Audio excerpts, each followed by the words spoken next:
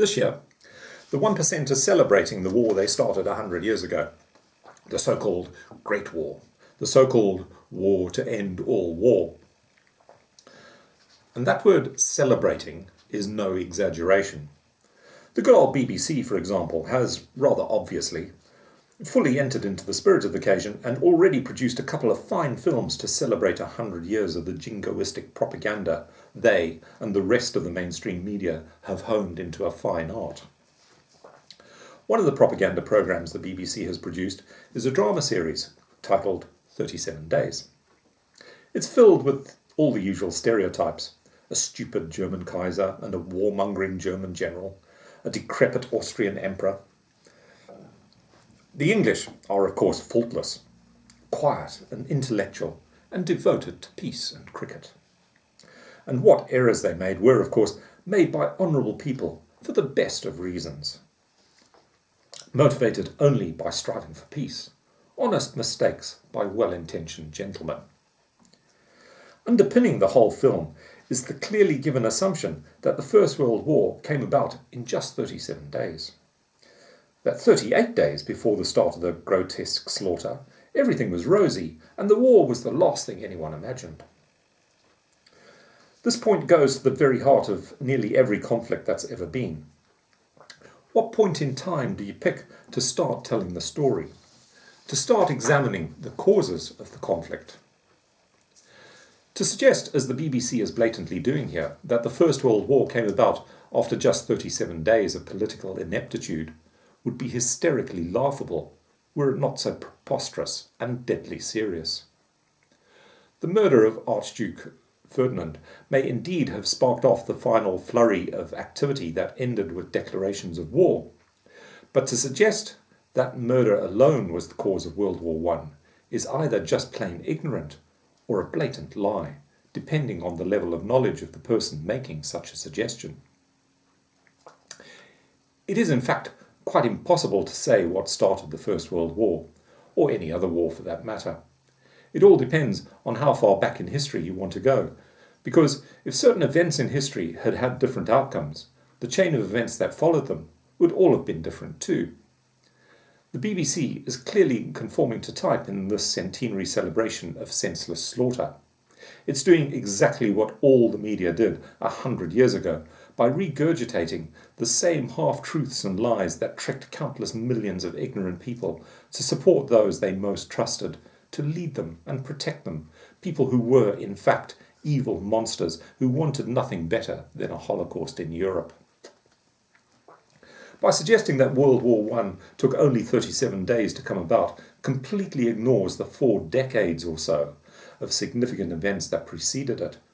For example, during which time all the European powers increased their military arsenals by up to 400%, such as France, Germany and the Austro-Hungarian Empire. It ignores the fact that France and Germany had been at each other's throats since German unification in 1871. It completely ignores the fact that the Ottoman Empire had been collapsing for about 100 years, and being on its last legs was on the point of leaving a massive power vacuum in the Middle East, at a time when people were just beginning to understand the importance of oil. A vacuum that every European power wanted to fill all by itself. And most of all, it ignores the fact that the key decision makers, then as now, were a tiny handful of obscenely rich, all-powerful monsters who, then as now, wanted to be even more obscenely rich and even more powerful. The half-truths and outright lies told about World War I are particularly relevant in the special centenary year party celebration of the slaughter. But those half-truths and lies are far from exceptional. Almost every period of human history is cluttered with them, from the so-called great leaders of early empires. Great leaders who were in fact no more than genocidal monsters, such as Alexander the so-called Great, through all the Caesars of the Roman Empire, which, if the historians were to be believed, was beneficial to mankind, no matter the millions of corpses it left in its wake, through the barbaric, blood-stained British Empire to the current Great Empire, an empire which has always loudly proclaimed anti-imperialist credentials. but which in fact began in the earliest days of its creation by murdering countless Native Americans and plundering their territory, and which has never stopped its murderous plundering ways, so that today its mighty war machine has garrisons in almost every country in the world to help enforce its stranglehold on the global economy, which is the ultimate purpose of all empires. In the whole blood-soaked record of human history, there are very few accounts of events which truly benefited the majority of ordinary people. Not for any length of time, anyway. From the earliest records we have, right up to the current events we see today in our so-called news, there is a common chain, of identical events. The whole of human history is one long story of ruthless dictators slaughtering their way to power and vast personal riches at the expense of billions of ordinary people who just want no more than to live quiet and peaceful lives. History is a vitally important subject to learn, but it must be learned through the eyes of those who suffered it the most, not those who caused the suffering and pocketed all the plunder. All schools teach history as seen through the eyes of the 1%, not the 99%. Small children learn all about the so-called great kings and queens, emperors, prime ministers, presidents, mighty generals and admirals. They learn almost nothing about the horrific suffering and slaughter these so-called great people have always inflicted on billions of helpless, defenseless people, ordinary people like you and me, who want nothing more than to live and to let live. That is the history we should be learning about, our history, the history of the 99%, because it is only through seeing and understanding the centuries of misery our ancestors have been forced to endure at the hands of their great trusted leaders that we can begin to see and understand the misery our great trusted leaders are still inflicting today.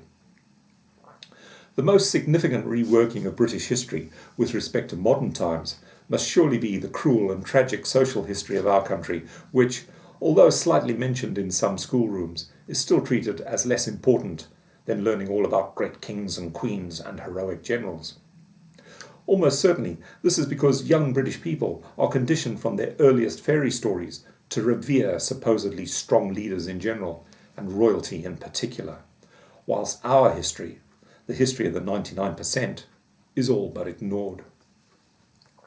Our history tells a very different story to fairy tales and schoolroom history lessons, which are basically one and the same.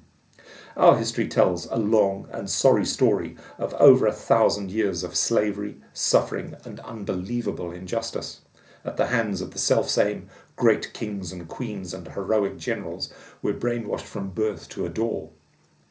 From the days of the Doomsday Book 1,000 years ago, which showed that about 10% of our ancestors lived as slaves, entirely owned and treated like cattle by the 1%, through the centuries of enclosures, when thousands of miles of life-sustaining fields, commons and wasteland was stolen by the 1% from under the noses of hundreds of thousands of helpless people who depended on the land for their very survival.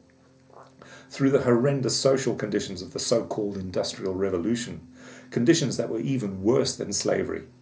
Through the barbaric treatment of truly great social reformers, real heroes of the people who were imprisoned, transported and executed for the sin of trying to make life better for our forefathers. Our history, the history of the 99%, is not hard to find and learn about. It's in wonderful books, such as those by Zinn and Newsinger, for example, or the terrific work of the Hammonds, or Thompson, Curtis, Cobbett and Engels. But these history lessons are never taught to school children in any meaningful way.